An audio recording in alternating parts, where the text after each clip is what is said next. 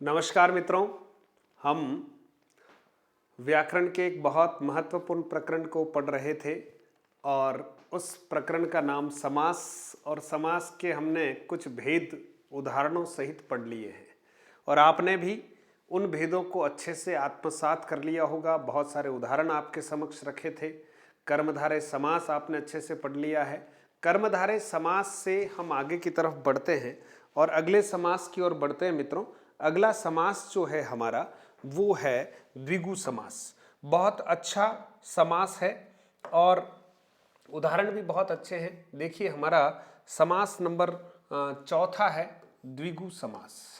तो द्विगु समास के बारे में हम थोड़ा सा पढ़ लेते हैं और समझ भी लेते हैं कि द्विगु समास कहाँ कहाँ होता है, हम देखते हैं। देखिए मित्रों, द्विगु शब्द की जब बात करते हैं तो द्वि का अर्थ होता है दो, और ये जो दो है वो संख्यावाची शब्द है मित्रों। कौन सा शब्द है? संख्यावाची शब्द है दो, ठीक है। और यहाँ गु का अर्थ जो है मित्रों वो गाय से है, और गाय शब्द जो है वो संज्ञावाची है। ध्यान देना, संज्ञावाची है, ठीक है, ये संज्ञावाची है। तो जिन शब्दों या पदों में हम कहेंगे कि प्रथम पद संख्यावाची हो और द्वितीय पद कोई न कोई संज्ञावाची हो, तो वहां पर कौन सा समास होगा मित्रों? द्विगु समास होगा। इसके लक्षणों की बात करते हैं तो लक्षण देखिएगा आप। नंबर 1, द्वितीय पद प्रधान होता है। द्वितीय पद प्रधान होता है। कौन सा पद प्रधान होता है मित्रों? द्वितीय पद प्रधान होता है, ठीक है। मूलतः समानाधिकरण तत्पुरुष का ही भाग है। मूलतः समानाधिकरण तत्पुरुष का ही भाग है। तत्पुरुष का ही भाग है, ठीक है। समानाधिकरण तत्पुरुष का ही क्या है? भाग है। तीसरा आप देखेंगे पूरा पद समूह या समाहार का बोध कराता है। समूह या समाहार का बोध कराता है, ठीक है। पूरा पद जो है वो क्या करता है? समूह व समाहार का क्या कराता है? बोध कराता है, ठीक है मित्रों।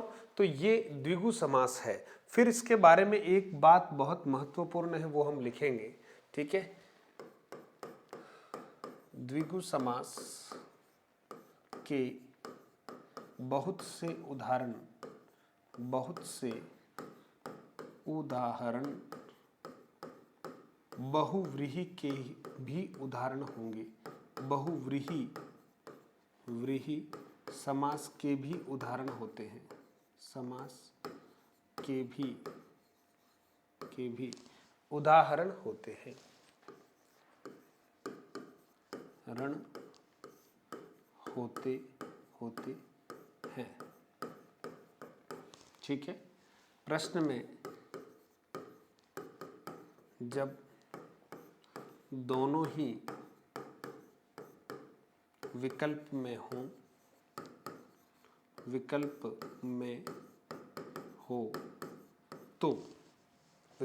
हो तो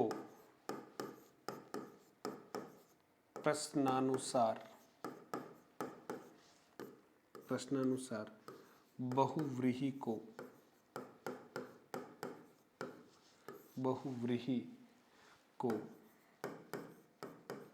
प्राथमिकता देनी चाहिए।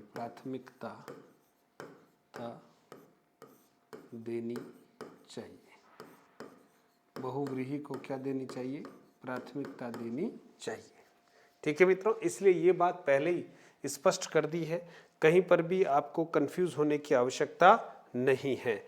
अब आप देखिएगा, हम उदाहरणों की बात करते हैं। सबसे पहले हम बात करते हैं, एक से शुरू करते हैं अपन। देखिएगा, एक शब्द है आपके सामने, एकांकी।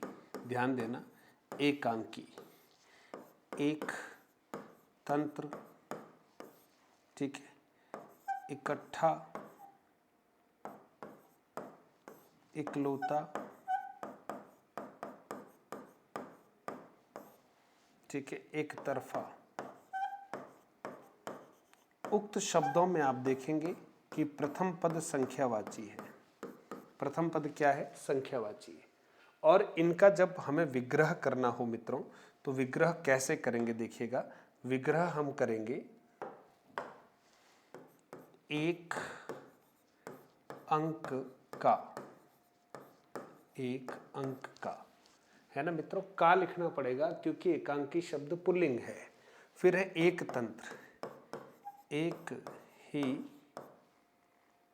ही तंत्र है जो, एक तंत्र। इकट्ठा, एक जगह स्थित, ठीक है, एक जगह स्थित। इकलौता, एक ही है जो, एक ही है जो, ठीक है, एक ही है जो। एक तरफा, एक ही तरफ है जो, एक ही तरफ। या फिर इसको इस रूप में भी कर सकते हैं, एक का तंत्र। सामान्य रूप से ऐसा भी हम लिख सकते हैं, एक का तंत्र। तो का आ गया इसलिए इसमें तत्पुरुष होगा, ऐसी बात नहीं है, क्योंकि प्रथम पद इसमें संख्यावाची है मित्रों। तो एक ही तरफ है जो, ठीक है, इसको आप प्रायोरिटी दे सकते हैं। और भी हम उदाहरण देख रहे हैं, ये एक संख्या वाले उदाहरण आपके सामने रखे हैं, है ना। कुछ और प्रमुख उदाहरणों के साथ हम चर्चा करते हैं। देखिएगा, बहुत अच्छे अच्छे उदाहरण आपके सामने रखने वाला हूँ, ठीक है। और आप देखेंगे कि बहुत सारे ऐसे संख्यावाची शब्द हैं, ठीक है, जो पुस्तक के संदर्भ में, ग्रंथ के संदर्भ में है, ठीक है। जैसे देखें आप, अष्टाध्यायी, ध्यान देना, अष्टाध्यायी, ठीक है, अष्टाध्यायी। पंचतंत्र, पंचतंत्र, ठीक है। तो अष्टाध्यायी, पंचतंत्र, ठीक है। और इसी तरह के और भी उदाहरण, सतसई, सतसई, पंचांग, पंचांग, ठीक है, पंजाब, पंजाब। बहुत सारे ऐसे उदाहरण हैं। पंजाब है। फिर आप देखेंगे छत्तीसगढ़, पंचवटी, छत्तीसगढ़, ठीक है, पंचवटी, पंचवटी, ठीक है। तिरंगा, विशेष अर्थ में तिरंगा, ठीक है। ये सभी विशेष अर्थ में बहुव्रीहि है, विशेष अर्थ में बहुव्रीहि समास के उदाहरण है। विशेष अर्थ में बहुव्रीहि समास के उदाहरण है, बहुव्रीहि समास के उदाहरण के उदाहरण। और ऐसे बहुत सारे उदाहरण और भी हैं, ठीक है मित्रों। इसलिए हमें थोड़ी सावधानी रखते हुए द्विगु समास को पढ़ना है, ठीक है। अब आप देखिए, हम शब्द लिख रहे हैं दुगुना, ठीक है, दुगुना, दोबारा, तिबारा, चौबारा, चौबारा, ठीक है, दुराहा, तिराहा, तिगुना, चौगुना, चौबारा, ठीक है, चौपड़, चौपड़, चौखट, ठीक है, दुलड़ा, द्विगु, दुमठ, ठीक है, दुलड़ा। फिर लिखें दुनाली, बंदूक के अर्थ में भी आ सकता है। दुपहिया, दुपहिया, ठीक है। फिर लिखें त्रिभुज, सामान्य अर्थ में इधर आ सकता है त्रिभुज, ठीक है। तिरंगा, सामान्य अर्थ में इधर आ सकता है। अब मित्रों, आप देखेंगे कि सभी शब्दों में प्रथम पद आपको संख्यावाची दिखाई दे रहा होगा। अब इस संख्यावाची शब्द का हम यहाँ विग्रह करते हैं। तो देखिए, दो गुना, इसका विग्रह करेंगे 2 गुना। ठीक है, दोबारा 2 बार, ऐसा हमें विग्रह करना है 2 बार। तिबारा 3 बार। ठीक है, 3 बार।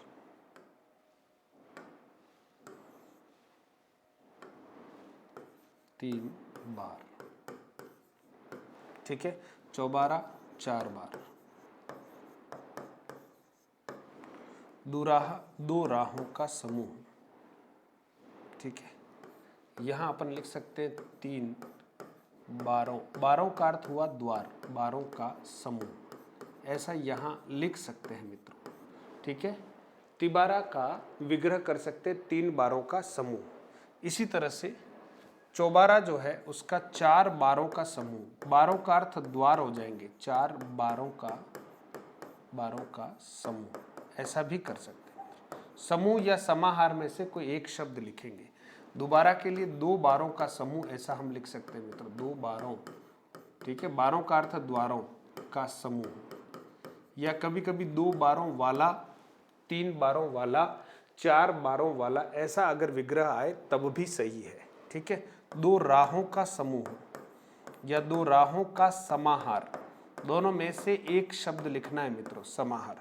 तिराहा 3 राहों का समाहार, 3 राहों का समाहार, समाहार। ठीक है, 3 गुना, तो सीधा यहाँ 3 गुना लिखेंगे। तिगुना का 3 गुना, चौगुना का 4 गुना, 4 गुना, और चौबारा का 4 बार। चौबारा का क्या होगा, 4 बार। इसी तरह से चौपड़ है 4 फड़ों, 4 फड़ों वाली। ठीक है, या का समूह। ठीक है, चौपड़ खेल का एक नाम भी है। ठीक है, 4 फड़ों वाली। चौखट 4 खूंटों वाली या 4 खूंटों का समूह, 4 खूंटों वाली या समूह, 4 खूंटों का समूह, वाली या का समूह। दूलड़ा 2 लड़ों का समूह, लड़ों का समूह, ऐसा ध्यान में रखना है। फिर है द्विगु 2 गायों का समूह, 2 गायों का समूह। ठीक है, दोमट 2 मिट्टियों का समूह, 2 मिट्टियों का समूह। फिर है दुनाली 2 नालों वाली, ऐसा करना है, 2 नालों वाली। ठीक है, या 2 नालों का समूह। ये दुनाली शब्द बहुव्रीहि में भी आ सकता है, क्योंकि दुनाली शब्द जैसे ही हम बोलते हैं हमारे दिमाग में बंदूक जो है वो बिल्कुल चित्र आ जाता है। ठीक है, तो दुनाली। दुपहिया 2 पहियों वाला, 2 पहियों वाला या समूह, 2 पहियों वाला या समूह। ठीक है, त्रिभुज सामान्य अर्थ में 3 भुजाओं, 3 भुजाओं का समूह या वाला, समूह या वाला। ठीक है, तिरंगा 3 रंग का है जो वह, है ना, 3 रंगों का या 3 रंगों वाला। अब ये रंग कोई से भी हो सकते हैं मित्रों। भारत का राष्ट्रीय ध्वज जो है विशेष अर्थ में होगा ही होगा, लेकिन काला पीला नीला अगर 3 रंग मिलाकर भी अगर कोई झंडा बनाया जाता है तो उसको सामान्य अर्थों में हम तिरंगा कह सकते हैं। तो इस तरह के उदाहरण जो है वो द्विगु समास में हमारे सामने आने वाले हैं। और भी महत्वपूर्ण उदाहरण आपके सामने रख रहा हूं, देखिएगा। कुछ शब्द जो हैं वो ध्यान रखना है, जैसे पक्षद्वय, पक्षद्वय। ठीक है, चवन्नी। ठीक है, हाँ, अठन्नी। ठीक है, अठन्नी आ गया। फिर आप देखें अष्ट धातु, अष्ट धातु, अष्ट धातु हो सकता है।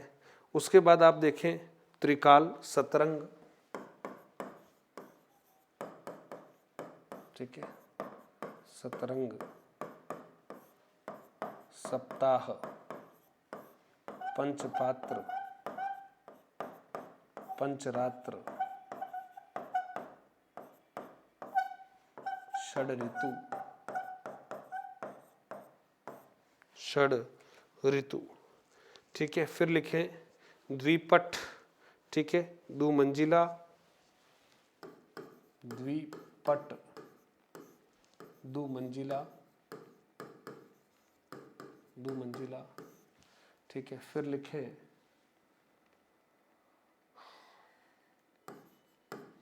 नौलखा, नौलखा, दो मंजिला, नौलखा, नौलखा, दो मंजिला, नौलखा। और उसके बाद लिखें आप शताब्दी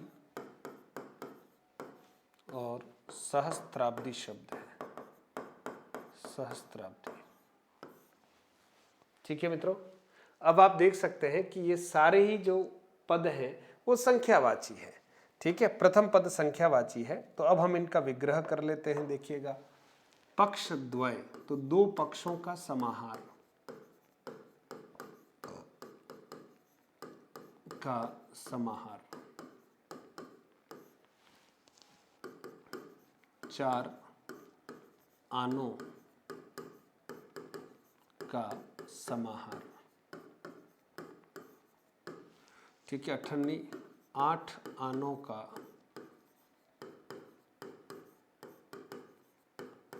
समाहार। ठीक है, अष्ट धातु, अष्ट धातुओं का समाहार।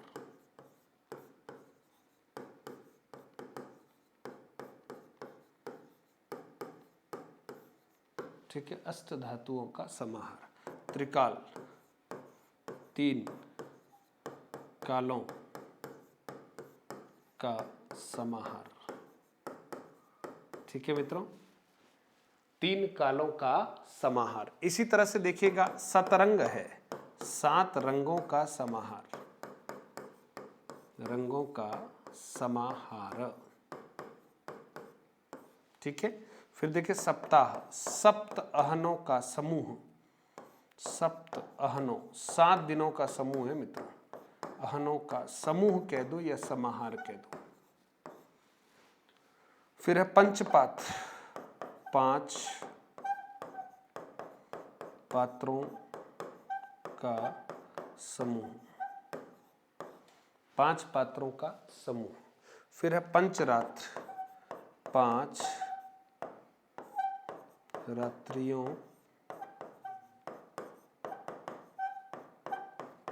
का समूह, 5 रात्रियों का समूह। षड ऋतु, 6 ऋतुओं का समूह, 6 ऋतुओं का समूह। ठीक है मित्रों, इसी तरह से देखिए 2 पाठों का समूह। ठीक है, 2 मंजिला, 2 मंजिलों वाला या 2 मंजिलों का समूह, 2 मंजिलों वाला या समूह। ठीक है मित्रों, नौलखा, 9 लाख के मूल्य का,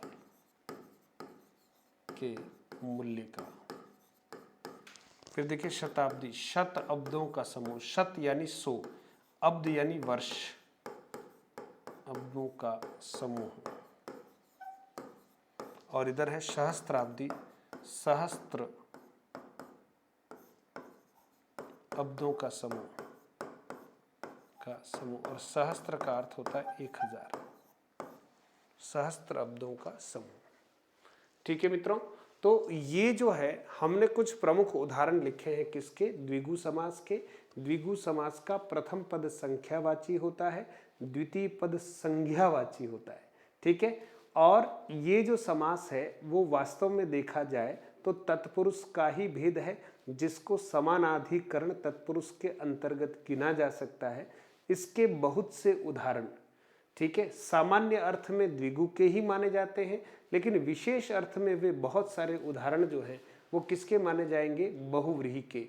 और ऐसे उदाहरण जिसमें विशेष अर्थ छिपा हुआ है, उसमें अगर ऑप्शन में द्विगु भी आए और बहुव्रीहि भी आए तो हमें बहुव्रीहि समास को क्या करना चाहिए मित्रों? प्राथमिकता देनी चाहिए। तो आशा करता हूं ये जो द्विगु समास है वो आपको अच्छे से समझ में आ गया होगा। ठीक है, नमस्कार।